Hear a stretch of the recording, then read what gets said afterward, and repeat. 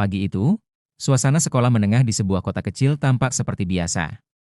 Para siswi berjalan berkelompok, bercanda sambil memegang buku, ada pula yang buru-buru karena takut terlambat masuk kelas. Di antara mereka, ada seorang siswi bernama Nadia, anak kelas 11 yang dikenal pendiam namun rajin belajar. Nadia baru saja turun dari angkot ketika langkahnya terhenti oleh seorang pria berbadan besar berseragam polisi. Seragamnya tampak kusut, wajahnya tidak bersahabat. Ia melambaikan tangan, seolah meminta Nadia untuk berhenti. "Dek, sini dulu sebentar." Suaranya tegas, membuat Nadia sedikit gemetar. Awalnya Nadia mengira ada pemeriksaan rutin, mungkin terkait keamanan atau razia pelajar. Namun ketika ia mendekat, tatapan sang polisi membuatnya tidak nyaman. Matanya tajam, penuh tekanan. "Dengar ya, kamu ada masalah besar kalau tidak ikut aturan saya. Kalau mau aman, kamu harus setor uang 5 juta. Cepat atau lambat, kamu akan cari sendiri masalah kalau tidak nurut." Nadia membelalak, jantungnya berdegup kencang. Ia hanya seorang pelajar biasa. Bagaimana mungkin ia bisa mengumpulkan uang sebanyak itu? Nadia berdiri terpaku di depan polisi itu. Kata-kata tentang setor 5 juta terus terngiang di kepalanya. Tangannya gemetar memeluk tas sekolah yang sudah mulai terasa berat. "Pak, saya cuma anak sekolah. Saya tidak punya uang sebanyak itu," jawabnya lirih, hampir menangis. Polisi itu mendengus kasar, lalu mencondongkan tubuhnya lebih dekat. "Jangan pura-pura miskin. Kalau mau aman, kamu harus cari cara. Ingat, saya tahu di mana sekolahmu, bahkan rumahmu. Jangan coba-coba melawan." Ancaman itu membuat Nadia semakin tercekik oleh rasa takut. Ia tidak berani membantah. Dalam pikirannya, berbagai kemungkinan buruk berkelebat. Kalau ia tidak menuruti, apakah polisi itu akan benar-benar datang ke rumahnya? Atau mengganggunya di sekolah? Hari itu, Nadia masuk kelas dengan wajah pucat. Teman-temannya mengira ia sakit, tapi ia tidak berani bercerita. Sepanjang pelajaran, pikirannya hanya dipenuhi kecemasan tentang permintaan uang yang mustahil ia penuhi. Malamnya, Nadia berdiam diri di kamarnya. Ia mencoba menenangkan diri, tapi suara ancaman polisi itu terus menghantui. Rasa takut bercampur putus asa membuatnya sulit tidur. Ia tahu, cepat atau lambat, ia harus mengambil keputusan. Keesokan harinya, Nadia berangkat ke sekolah dengan wajah murung. Tasnya terasa lebih berat, meski isinya sama saja.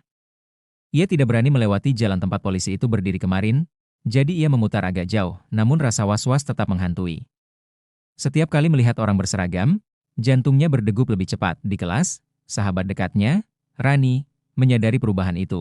"Nat, kamu kenapa? Dari kemarin kelihatan pucat." "Ada masalah di rumah?" tanya Rani dengan nada khawatir. Nadia hanya menggeleng, tersenyum paksa. "Enggak kok, aku cuma kurang tidur." Tapi di dalam hati, ia merasa ingin sekali bercerita. Namun lidahnya seakan terkunci. Bagaimana kalau orang tidak percaya? Bagaimana kalau malah menimbulkan masalah yang lebih besar? Sepulang sekolah, ia kembali melewati jalan yang sama seperti biasanya. Benar saja, polisi itu sudah menunggunya di sebuah warung pinggir jalan. Tatapannya menusuk, membuat Nadia terhenti. "Hei, kamu! Jangan coba-coba lari dari saya." "Sudah siap uangnya?" katanya dingin. Nadia terdiam, tak sanggup menjawab. Ia tahu, rahasia yang ia simpan ini makin lama makin berat. Nadia menunduk, mencoba menghindari tatapan tajam polisi itu. Pak, saya benar-benar tidak punya uang. Saya cuma anak sekolah. Tolong jangan paksa saya." Suaranya bergetar. Polisi itu mendengus sinis, lalu mendekat dengan langkah berat. "Dengar, Dek. Kalau kamu nggak bisa kasih 5 juta, saya bisa bikin hidupmu susah. Mau saya datangi sekolahmu? Mau saya datangi orang tuamu?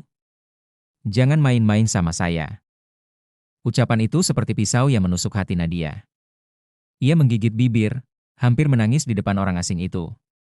Tapi ia tahu, menunjukkan kelemahan hanya akan membuatnya semakin ditekan. Dengan suara lirih, Nadia hanya berkata, Saya butuh waktu, Pak."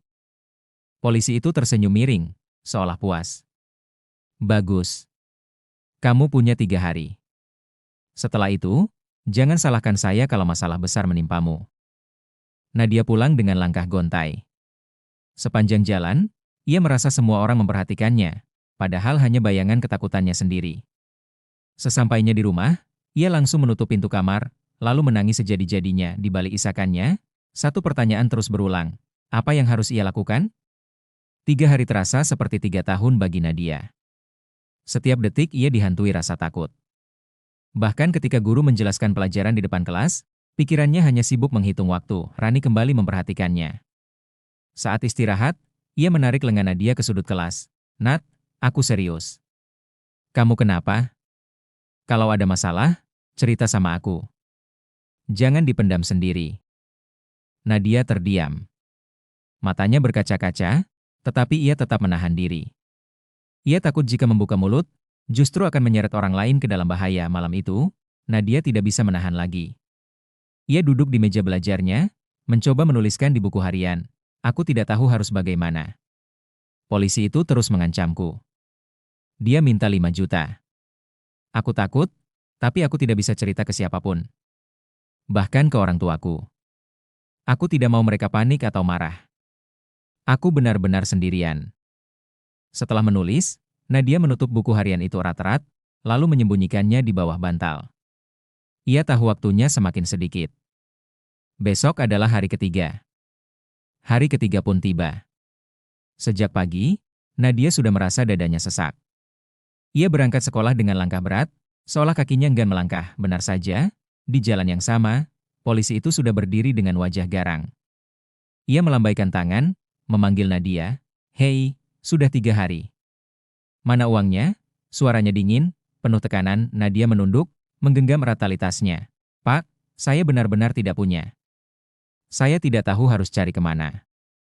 Polisi itu langsung menatapnya tajam, lalu menggebrak meja warung di sampingnya hingga membuat beberapa orang menoleh. "Jangan main-main. Kalau tidak, saya bikin masalah besar untukmu. Kamu kira saya bercanda?" Nadia hampir menangis, tapi buru-buru menahan air matanya.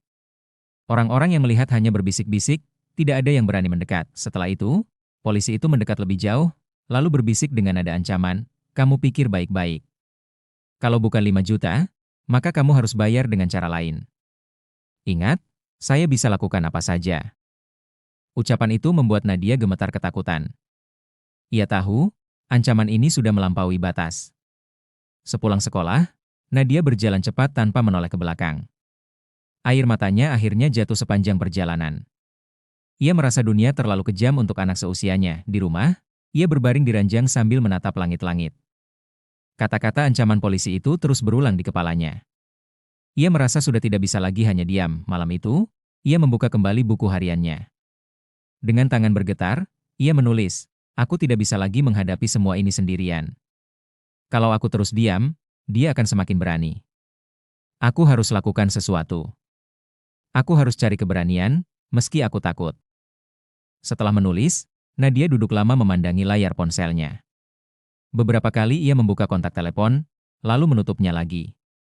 Ada keinginan untuk menghubungi seseorang, tapi hatinya ragu. Akhirnya, ia mengetik pesan singkat kepada Rani. "Besok aku mau cerita sesuatu. Tolong jangan kaget, dan jangan tinggalkan aku." Setelah mengirim pesan itu, Nadia merasa sedikit lega. Untuk pertama kalinya, ia berani memutuskan untuk tidak menanggung semua ini sendirian. Keesokan paginya, Nadia datang lebih awal ke sekolah. Wajahnya tetap pucat, tapi kali ini ada tekad yang berbeda. Ia sudah berjanji pada dirinya sendiri untuk tidak memendam rahasia ini lebih lama. Saat istirahat, Rani langsung menghampirinya. "Nat, apa maksud pesanmu semalam? Kamu bikin aku khawatir banget." Nadia menarik napas dalam-dalam, lalu menggenggam tangan sahabatnya erat. "Ran, aku diancam seseorang," ucapnya pelan, hampir berbisik. Rani mengernyit. "Diancam? Sama siapa? Kenapa?" Butuh waktu bagi Nadia untuk mengeluarkan kata-kata. Dengan suara bergetar, ia akhirnya menceritakan semuanya. Tentang pertemuan pertama dengan polisi itu, tentang permintaan uang 5 juta, tentang ancaman-ancaman yang semakin menakutkan. Rani terdiam, wajahnya berubah pucat. "Astaga, Nat, itu serius banget. Kenapa kamu nggak cerita dari awal?" Nadia menunduk, menahan air mata. "Aku takut, Ran. Aku pikir kalau aku cerita, masalahnya malah jadi lebih besar." Rani menggenggam pundaknya dengan tegas, "Kamu nggak sendirian. Kita harus cari cara. Kalau dibiarkan, dia akan makin keterlaluan." Untuk pertama kalinya, Nadia merasa sedikit lega. Beban yang ia simpan sendirian kini sudah terbagi. Setelah menceritakan semuanya kepada Rani, Nadia merasa beban di pundaknya sedikit berkurang. Namun, rasa takut masih tetap ada. Mereka berdua duduk di bangku taman sekolah, membahas langkah apa yang bisa dilakukan. Kita nggak bisa diam aja, Nat. Kalau dia terus begini, dia akan semakin berani, kata Rani dengan nada tegas. Nadia mengangguk pelan. Aku tahu, tapi aku takut kalau sampai melibatkan polisi lain atau orang dewasa, malah makin repot. Aku cuma siswa biasa. Rani berpikir sejenak, lalu berkata, kita harus buktiin ke dia bahwa kita nggak bisa diintimidasi. Aku punya ide. Kita bisa rekam semua ancaman itu, simpan buktinya. Kalau nanti terjadi sesuatu, kita punya bukti. Aku bisa bantu. Nadia menatap sahabatnya dengan mata berbinar sedikit, meski masih ada ketakutan. Tapi, kalau ketahuan dia, kalau kita hati-hati, dia nggak bakal curiga. Yang penting, kita harus siap, jawab Rani. Untuk pertama kalinya sejak ancaman itu dimulai, Nadia mulai merasakan secercah keberanian. Ia tahu, langkah berikutnya tidak akan mudah, tapi setidaknya ia sudah tidak sendiri. Hari itu setelah pulang sekolah, Nadia dan Rani duduk di kamar Nadia, merencanakan langkah mereka dengan hati-hati. Nadia membuka ponselnya, menatap layar dengan jantung berdebar. Kita harus merekam semua ancaman, tapi jangan sampai ketahuan. Aku takut kalau dia tahu, kata Nadia pelan. Rani mengangguk. Tenang. Aku akan pegang bagian teknisnya. Kamu tinggal pura-pura biasa aja saat bertemu dia. Aku sudah tahu cara menyimpan rekaman supaya aman. Sore itu, mereka sengaja melewati jalan yang biasa didatangi polisi itu. Nadia berjalan dengan langkah pelan, seolah takut tapi mencoba terlihat biasa. Tiba-tiba, polisi itu muncul lagi. Hei, kamu! Sudah siap dengan uangnya? Teriaknya. Nadia hanya menunduk dan berjalan sambil berbicara pelan pada ponsel yang tersembunyi di saku tasnya. Sambil Rani memonitor dari jauh, beberapa detik kemudian, suara ancaman polisi itu terekam dengan jelas, nada mengintimidasi, kata-kata kasar, ancaman yang menakutkan. Setelah polisi itu pergi, Nadia dan Rani berlari pulang. Mereka menatap layar ponsel, melihat rekaman yang tersimpan. Kita punya bukti sekarang, kata Rani dengan mata berbinar. Ini bisa jadi senjata kita kalau terjadi apa-apa. Nadia menghela napas panjang. Untuk pertama kalinya, ia merasa ada harapan. Ancaman itu mungkin berat, tapi setidaknya mereka punya alat untuk melawan. Beberapa hari setelah acara syukuran, suasana rumah mertua masih ramai diperbincangkan tetangga. Banyak yang memuji bagaimana acara itu berjalan sukses, terutama soal hidangan yang disiapkan. Nama Rina beberapa kali disebut, bahkan ada yang bilang bahwa keberadaan menantu seperti dirinya membawa keberuntungan bagi keluarga. Suatu sore, Rina kembali berkunjung untuk mengantarkan masakan sederhana yang ia buat sendiri. Ia tahu Bu Sulastri gemar sayur asem, jadi dengan penuh hati-hati ia memasaknya dan membawanya ke rumah mertua. Awalnya, Bu Sulastri hanya menerima mangkuk itu dengan wajah datar. Namun ketika mencicipinya, ekspresi wajahnya berubah. Rasanya pas, segar, bahkan lebih enak daripada yang ia bayangkan. Ini kamu yang masak sendiri? Tanya Bu Sulastri dengan nada pelan. Rina mengangguk, tersenyum canggung. Iya, Bu. Maaf kalau rasanya belum seperti yang Ibu biasa buat. Untuk pertama kalinya, Bu Sulastri tidak memberi kritik. Ia hanya terdiam beberapa detik, lalu berkata lirih, enak, bahkan mirip seperti masakan saya dulu. Rina tertegun. Ucapan itu mungkin terdengar sederhana, tapi bagi dirinya yang sudah lama menahan luka, kata-kata tersebut terasa seperti sinar pertama setelah malam panjang. Namun, bagi Bu Sulastri sendiri, mengucapkan kalimat itu adalah sebuah pergulatan batin. Ia merasa gengsinya runtuh sedikit demi sedikit. Ia tahu menantunya punya kelebihan, tapi sulit baginya untuk mengakui secara terbuka. Hari itu, meski singkat, tercipta celah kecil menuju perubahan besar dalam hubungan mereka. Beberapa minggu kemudian, Bu Sulastri jatuh sakit. Badannya lemah, nafsu makannya berkurang, dan ia sering mengeluh pusing. Awalnya ia bersikeras tidak ingin merepotkan siapapun, namun kondisi tubuhnya makin menurun sehingga butuh perhatian khusus. Ardi yang saat itu sibuk dengan pekerjaan hanya bisa pulang larut malam. Maka, otomatis tanggung jawab merawat Bu Sulastri banyak jatuh ke tangan Rina. Tanpa diminta, Rina datang setiap pagi ke rumah mertua. Ia memasakkan bubur, membuat jamu sederhana, dan menyiapkan obat dengan telaten. Bahkan, ia membersihkan kamar Bu Sulastri agar lebih nyaman. Pada awalnya, Bu Sulastri merasa canggung. Ia terbiasa menjadi sosok yang kuat dan mengatur segalanya. Kini harus bergantung pada menantu yang dulu sering ia remehkan. Saat Rina menyuapkan bubur perlahan, Bu Sulastri hanya bisa menunduk, menahan perasaan campur aduk. Maaf ya, Bu, semoga cepat sehat. Saya nggak jago, tapi saya berusaha, ucap Rina dengan tulus, mata Bu Sulastri berkaca-kaca. Ia tak menyangka menantu yang dulu ia anggap tidak becus ternyata mampu menunjukkan ketulusan yang begitu dalam. Gengsi dalam dirinya bergetar hebat, hari-hari itu menjadi titik yang sulit baginya.